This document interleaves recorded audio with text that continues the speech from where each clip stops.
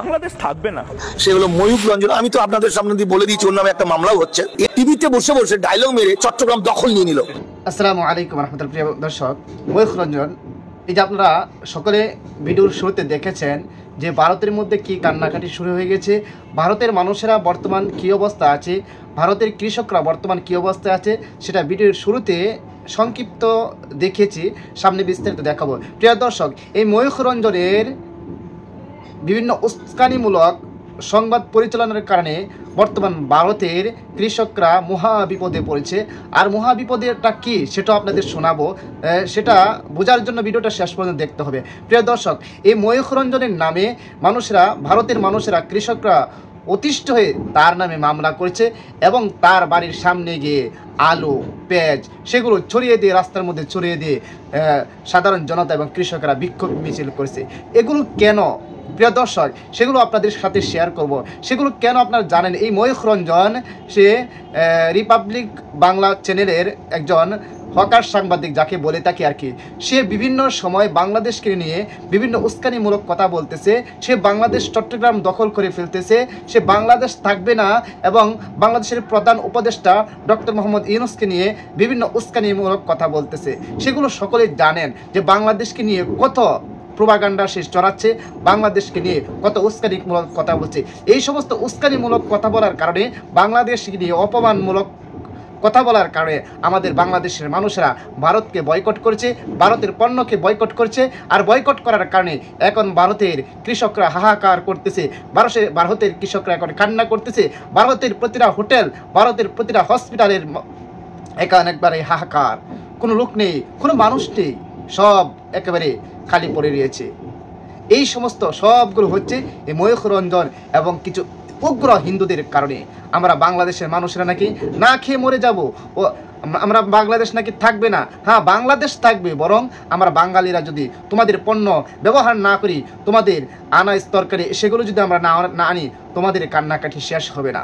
আর সেই কান্নাকাটি শুরু হয়ে গেছে, আর শুরু হয়ে যাওয়ার কারণে ভারতের সাধারণ মানুষেরই তোমার উপর খেপেছে। প্রিয় দর্শক, তাহলে আসলে আর কথা না বলে আমরা একটু দেখে আসি বর্তমান ভারতের কৃষকের কি কান্নাকাটি করতেছে, তাদের কি অবস্থা, আর ময়ূখ রঞ্জন সম্পর্কে তারা কি বলতেছে, আমরা সেই বিষয়টা একটু শুনে আসি পেজ দ্য পিপলের একটি ভিডিও থেকে। তাহলে আসুন আমরা সেই বিষয়টা একটু বিস্তারিত দেখে আসি। সে হলো ময়ূখ রঞ্জন। আমি তো আপনাদের সামনে দিয়ে বলে দিয়েছি ওর নামে একটা মামলাও হচ্ছে। এরা টিভিতে বসে বসে ডায়লগ মেরে চট্টগ্রাম দখল নিয়ে নিল। পেঁয়াজ ও আলু আমদানি করতে একক উৎস ভারতের উপর নির্ভর না করে বিকল্প খুঁজছে বাংলাদেশ।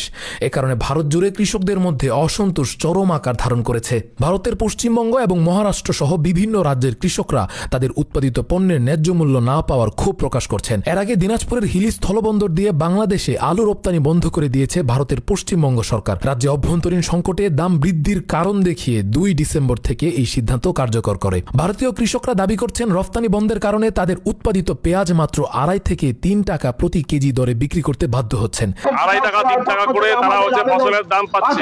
এই দামে উৎপাদন খরচও তুলতে পারছেন না তারা। বিক্ষুব্ধ কৃষকরা রাস্তায় পেঁয়াজ ও আলু ফেলে প্রতিবাদ করছেন। তাদের দাবি এই পণ্য শুভেন্দু অধিকারী এবং রিপাবলিক বাংলা টিভির ময়ূখ রঞ্জনকেই কিনতে হবে, কারণ তারাই এই সমস্যার জন্য দায়ী। বাংলাদেশকে আমেরিকা বানাবেন, নাচুন আপনারা। 18 কোটি মানুষকে পথে বসাবে মোহাম্মদ ইউনূস। অন্যদিকে বাংলাদেশ মোটামুটি স্বস্তিতে রয়েছে।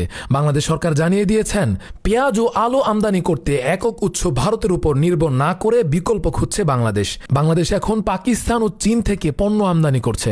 সরকারের এই সিদ্ধান্তের ফলে বাংলাদেশের বাজারে স্থিতিশীলতা বজায় থাকবে বলে আশা করা হচ্ছে। ভারতের কৃষকরা অভিযোগ করছেন কিছু সংবাদ মাধ্যম, বিশেষত রিপাবলিক টিভির সাংবাদিক ময়ূখ রঞ্জন বাংলাদেশ সম্পর্কে মিথ্যা প্রচারণা চালাচ্ছেন। এর ফলে 2 দেশের মধ্যে ব্যবসায়িক সম্পর্ক খারাপ হয়েছে এবং রফতানি বন্ধ হয়েছে। ক্ষুদ্র কৃষকরা ময়ূখ রঞ্জনের বাড়ি ঘেরাও করে তার বাড়ির সামনের রাস্তায় আলু এবং পেঁয়াজ ফেলে বিক্ষোভ প্রদর্শন করছেন। ময়ূখ রঞ্জনকে কৃষকদের মধ্যে বিভ্রান্তি সৃষ্টি এবং বাংলাদেশ সম্পর্কে ভুল তথ্য ছড়ানোর জন্য অভিযুক্ত করা হচ্ছে। তার প্রোপাগান্ডা ভারতীয় কৃষকদের আর্থিক সংকটে ফেলে দিয়েছে। বিশেষ করে তিনি বাংলাদেশে নাকি বিশৃঙ্খলা চলছে এবং ভারতীয় পণ্য আমদানি না করলে বাংলাদেশে খাদ্য সংকট তৈরি হবে এমন মিথ্যা খবর ছড়ানোর অভিযোগে অভিযুক্ত। ভারতের গ্রামীণ অর্থনীতি এমনি এমনিতেই চাপে রয়েছে। এর মধ্যে রফতানি বন্ধের ফলে কৃষকদের জীবন আরও দুর্বিষহ হয়ে উঠেছে। অনেকে পণ্য বিক্রি করতে না পেরে আত্মহত্যার পথে যাচ্ছেন বলে খবর পাওয়া যাচ্ছে। 2.5 টাকা 3 টাকা করে তারা ফসলের দাম পাচ্ছে, ফলে কৃষকের আত্মহত্যা ইতিমধ্যেই শুরু হয়ে গেছে সারা বিভিন্ন জেলাগুলোতে। বিশেষজ্ঞরা বলছেন কৃষকদের হতাশার জন্য সরকারের নীতিগত ব্যর্থতা এবং কিছু মিডিয়ার অপপ্রচার দায়ী। রাকিবুল ইসলাম রইস, ফেস দ্য পিপল। দর্শক, আপনারা সকলে শুনেছেন যে পেজ দ্য পিপল যে ভিডিওটা, যে সংবাদটা পরিচালনা করা হয়েছে, তার মধ্যে বিস্তারিত বলা হয়েছে বর্তমানে ভারতের কৃষকেরা কি হাহাকার করতেছে, কি রোনাজারি করতেছে, তারা এই ময়ূখ রঞ্জন সম্পর্কে কি বলতেছে, বাংলাদেশ সম্পর্কে কি বলেছে, আপনারা সকলেই শুনেছেন। সেই ময়ূখ রঞ্জন বলেছিল বাংলাদেশ থাকবে না, এই কথাটা বারবার বলতেছি। ওই হকার সাংবাদিক, এই সমস্ত কুলাঙ্গারদের জন্য প্রতিটা রাষ্ট্রের, প্রতিটা দেশের সমস্যা হচ্ছে। তাই ওকে গ্রেফতার করা, তাই ওকে শাস্তি দেওয়া সময়ের দাবি, সরকারের দাবি।